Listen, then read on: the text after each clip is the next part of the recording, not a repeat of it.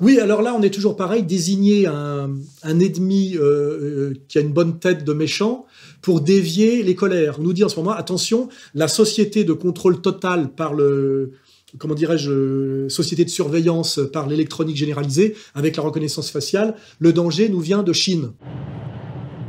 Récemment, l'Empire du Milieu a décidé de mettre la société au pas en instaurant un système de notation qui récompense ou pénalise les citoyens en fonction de leur comportement. Un système baptisé crédit social, expliqué dans une vidéo pédagogique.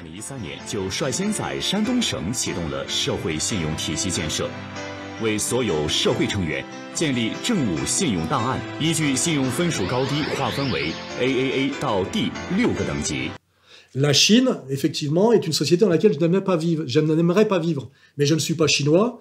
Et je fais remarquer que ce n'est pas les Chinois et leur technologie, ni même d'ailleurs leur volonté politique qui nous aliènent en ce moment. Nous ne sommes pas confinés par les Chinois. Et ce ne sont pas les Chinois qui maîtrisent la technologie de surveillance et de contrôle qui est déjà en place en France notamment. Ce dispositif de reconnaissance faciale, la ville de Nice est allée le chercher dans un pays confronté depuis longtemps au terrorisme. Une nation qui a fait de sa sécurité son obsession et la condition de sa survie. Israël. Aujourd'hui, notre entreprise est la plus importante du monde occidental en termes d'effectifs. Nous sommes leaders dans ce secteur. Nous travaillons actuellement dans 43 pays. Et même dans le pays d'où vous venez. La France, c'est bien ça. Donc, c'est pas pour rien qu'on trouve à un moment donné un des agents de la domination, un petit agent, il y a les succubes et les incubes, le petit Glucksmann, fils de son père, qui nous dit en ce moment on devrait avoir le droit d'être complotiste pour le complot chinois. Évidemment, il y a des complots interdits, des complots autorisés. C'est-à-dire qu'en ce moment, rappelez-vous la soirée thématique Arte l'autre jour sur la société de contrôle, regardez-là, c'était 10 minutes pour flatter les Israéliens de maîtriser la haute technologie de surveillance et de contrôle et de dire que c'était eux les leaders mondiaux de cette technologie, ce qui veut dire que toute la surveillance qu'on subit aujourd'hui en France, que ce soit la téléphonie, la reconnaissance faciale, c'est israélien, je le rappelle. Mais après, immédiatement, tout le reste de la soirée thématique, c'était sur le danger chinois. Rongsheng est l'une des premières à avoir expérimenté le crédit social. Le barème de points est affiché au centre de chaque quartier pour informer les habitants des règles à suivre. 5 points. Déduit pour la découpe illégale et le séchage de nourriture. 5 points déduits pour le brûlage d'ordures ménagères ou de feuilles. Certaines de ces règles incitent clairement à la délation. Signaler la participation à des sectes, les faux et contrefaçons, constructions illégales, 5 points de gagné. À Rongsheng, ce contrôle social semble être plutôt bien accueilli par une population en mal de valeur morale. L'intérêt du groupe prime sur celui des individus. Je le rappelle, le danger chinois n'est dangereux que pour les Chinois. Les Chinois n'ont jamais eu de volonté impériale et hégémonique, c'est même le cœur même de leur histoire. Ils protègent leur empire du milieu, qu'ils considèrent comme le centre du monde, des déstabilisations extérieures. Ils ont été les premiers à fabriquer des bateaux d'une efficacité bien supérieure à la Nina, la Pinta et la Santa Maria de Christophe Colomb, et ils ont décidé politiquement de ne pas partir dans l'exploration transmaritime, parce qu'ils avaient la prescience que c'était dangereux pour la solidité de l'Empire. Et je rappelle que la destruction de l'Empire chinois, c'est les Anglais, qui sont venus les détruire parce qu'ils refusaient d'intégrer le marché mondial. Et ils les ont détruits par la guerre de l'opium. Et si vous regardez qui est derrière la guerre de l'opium, on va encore allonger un peu la liste de Schindler. J'en suis désolé, mais je connais un peu très bien ces sujets-là, et les Chinois les connaissent, je rappelle. Donc, il faut bien comprendre qu'il y a plusieurs raisons de désigner le chinois comme le danger. C'est que ça dévie d'un seul coup la peur de cette société effectivement totalitaire de contrôle total par la technologie, de nous dévier vers la Chine, alors que les Chinois, leur projet n'est pas de nous imposer ça à nous, occidentaux.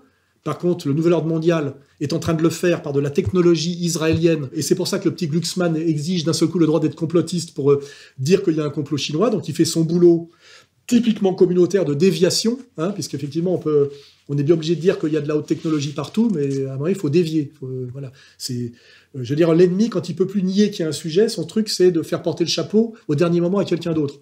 Je vois que le type en ce moment qui s'en prend à l'arnaque de la fondation Bill Gates en disant que c'est pas vraiment ce que ça devrait être, c'est un petit mec qui s'appelle Astruc, et tout ce qu'il dit c'est que c'est un truc pour faire du pognon. En fait, c'est un système de placement. À la fondation est adossé un fonds d'investissement.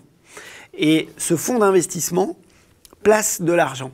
Mais toute la dimension Epstein, nouvel ordre mondial, contrôle total, évidemment, ça semble lui échapper. C'est pas inutile d'aller regarder de temps en temps un peu du côté du média ou de Plenel. C'est quoi son truc? Mediapart. Mais en dernière instance, ils sont là pour éviter, in fine, que soit nommé l'ennemi prioritaire et qu'on combatte l'ennemi prioritaire. Hein. C'est quand même leur fonction terminale et c'est pourquoi ils rencontrent beaucoup moins d'emmerdements que moi. Est-ce que tu as un doute, toi, personnel, sur l'existence des chambres à gaz? Mais vous verrez que, je vous dis, plus on avance effectivement dans ce qui va s'appeler l'Armageddon, plus ça va se simplifier. C'est le principe de Carl Schmitt. C'est que quand il y a une guerre, c'est qu'il n'y a plus que deux camps. Hein. Pour l'instant, il y a encore des mecs qui font joujou sur les bords, qui parlent d'autre chose, qui enculent les mouches, qui tournent autour du pot, mais à un moment donné, il n'y aura plus que deux camps. Et tout ça va dégager. Voilà, à la fin. Alors après, la guerre, on la gagnera ou on la perdra, mais il y aura bien que deux camps, et ce sera les deux camps que j'ai désignés. Et je dis que quelque part, au fond de son âme, tout le monde le sait. Tout le monde le sait. Ce qui empêche que ça arrive à la conscience, c'est uniquement la trouille, la corruption, la soumission, la lâcheté. Parce qu'il y a la trouille, la lâcheté, la soumission, la corruption. Mais fondamentalement, les yeux dans les yeux, tout le monde sait que ce que je dis est la vérité. Hein. C'est d'ailleurs pour ça que l'ennemi, d'ailleurs, ne conteste rien d'autre que le fait que je sois dangereux et que je leur pose maintenant un problème systémique. Une plateforme comme Égalité et Réconciliation d'Alain Soral, c'est 5 millions de visites par mois. C'est considérable.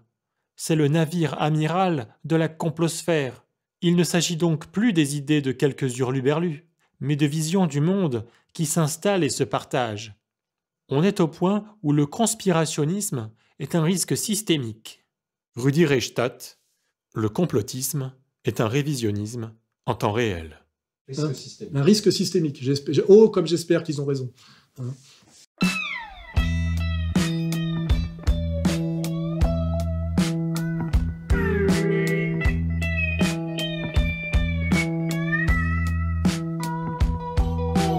Si on comprend bien ce qui est en place, c'est que l'oligarchie mondialiste, qui est en train de détruire, au nom du Covid-19, toutes les économies libérales de type traditionnel occidental, le nouvel ordre mondial est en train de dire, voilà, à cause du Covid-19, les économies mondiales se sont effondrées, ça a un coût terrible qu'ils sont déjà capables de chiffrer, c'est à cause des Chinois, puisque la pandémie est partie de Chine, soit volontairement, soit involontairement, et il faudra que les Chinois payent.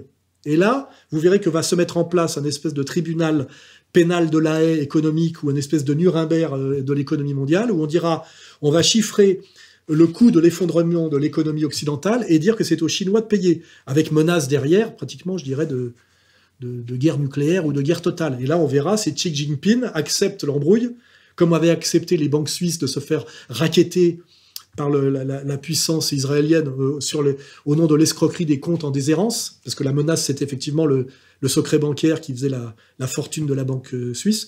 Vous verrez qu'ils ont accepté le racket et qu'ils ont perdu quand même le secret bancaire. Hein, donc il ne faut jamais se soumettre à cette communauté, je l'ai toujours dit. Et ils ne respectent jamais aucun contrat qu'ils ont passé avec quelqu'un qui n'est pas de chez eux. C'est écrit noir sur blanc dans leur livre sacré.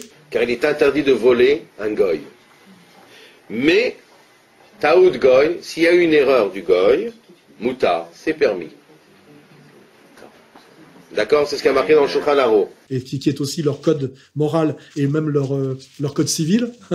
Voilà, eux, c'est effectivement, ça fait tout à la fois.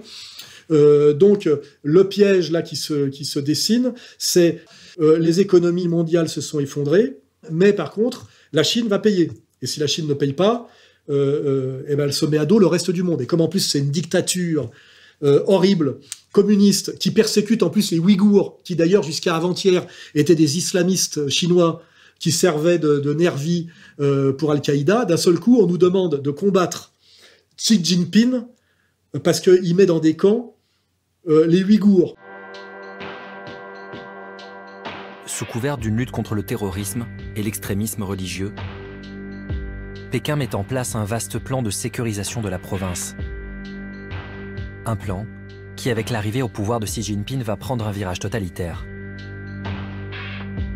D'après un discours secret distribué aux hauts fonctionnaires locaux du parti, le président chinois appelle dès 2014 à lutter contre le terrorisme, l'infiltration et le séparatisme, en utilisant les outils de la dictature. C'est-à-dire que quand l'Empire a besoin que les musulmans redeviennent... Alors c'était des bons musulmans du temps, il fallait foutre en l'air, comment dirais-je, l'impérium soviétique sur l'Afghanistan. Rappelez-vous que même a été mis à contribution à Hollywood, je crois que c'est Rambo 3.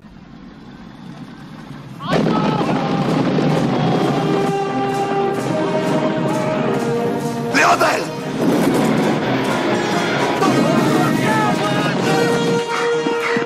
Les héros de Rambo 3, c'est les talibans, je crois. Ou peut-être l'Alliance du Nord, si on veut pas aller jusqu'aux talibans. Mais à un moment donné, les islamistes afghans, c'était les potes. Puis d'un seul coup, ça devient les pires ennemis du monde. Et puis là, les Ouïghours, ça redevient les potes. On a un président de la République qui a fait une visite en Chine, qui a trinqué avec le premier Chinois, qui est resté là-bas plusieurs journées.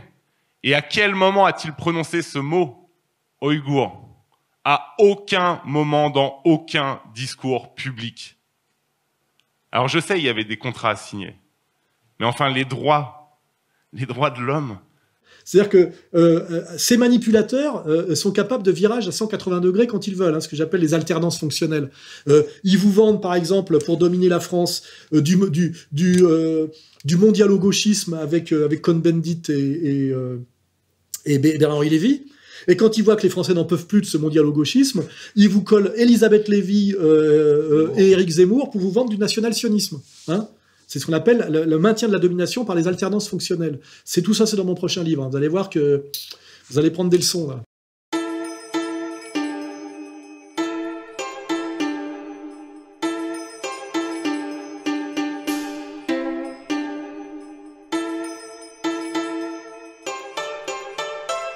Alors, il y a deux raisons pour que l'oligarchie mondiale vétérotestamentaire parfaitement identifiée s'en prenne à la Chine. C'est que la Chine est en train de devenir l'empire dominant mondial. C'est clair.